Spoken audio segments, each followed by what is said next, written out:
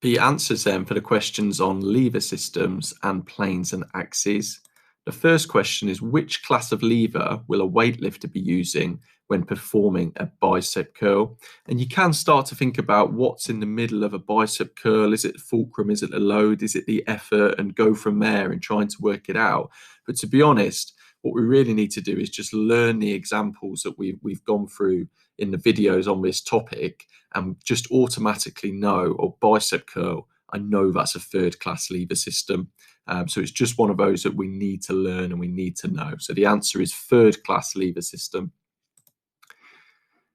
The second question, label arrows A and B to correctly identify the components of this lever system. So this is clearly a calf raise, which is a second class lever system, and we need to label A and B. So we're shown the fulcrums here. So the fulcrum in a calf raise is the balls of the feet, because we go up onto the balls of the feet. B here is the load. Okay, a little bit of a tricky one, but a load for a calf raise is the body weight going through the center of the foot. So we label that, the arrow points then to the center of the foot, because that's where the load is going through. A here, to be honest, this isn't been put in a very good position by the exam board. It should be. It's clearly trying to show the effort.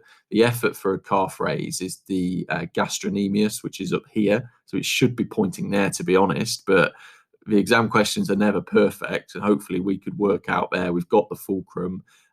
We've got the load clearly here. So this must be the effort A, even though the arrow's in slightly the wrong place. What class of lever is involved when performing a header in a game of football? So again, if we think back to our examples, which of them have got anything to do with the head? So nodding the head is one of the examples we looked at. And nodding the head, similar to a header in a game of football, same sort of action. So it's a first class lever system. Using practical examples, explain the difference between the transverse and longitudinal axes of rotation. So the transverse axis of rotation goes from hip to hip, or you might have said side to side, or even from left to right. So that's where the line goes through the body on a diagram. So that's going to earn you 1 mark from a possible 3. Or you might have said, alternatively, longitudinal is top to bottom or head to toe, or if you said vertical line, that would be all right as well. And then if you've given an example of each, that would also be worth a mark. So transverse, the most likely examples you gave could have been a somersault, a backwards roll, a forwards roll, but also any other forwards or backwards motion. So if we think about a biceps curl, then that is a forward and backward motion. So it's going through the transverse axis, as is pedaling on a bicycle. If you said walking or running, that would also be okay. The longitudinal axis then, that vertical line through the body. So if we twist that vertical line, it's going to result in a pirouette, a full turn, a flat spin, you might have said, or a twirl. So these are all the kind of things that you could see in dance or in gymnastics or in ice skating. If you said a twist jump, that's okay, which you might see in trampolining or ice skating. Or you could have also said a hammer throw would also be a good example. So if you put a similar example to these 3 marks here, then you can give yourself the points.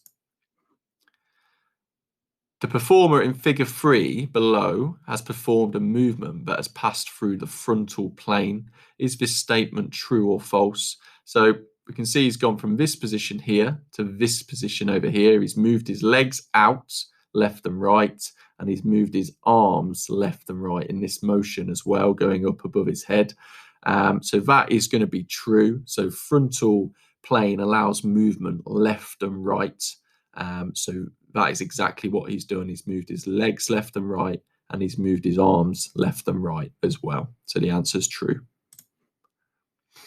Final question, figure 4 shows a diagram that highlights one plane of movement. Name the movement plane highlighted in figure 4. So again, just one of those that we need to be able to look at and know from our revision. So this plane is clearly splitting the body into a top section and a bottom section. So the answer is therefore transverse plane.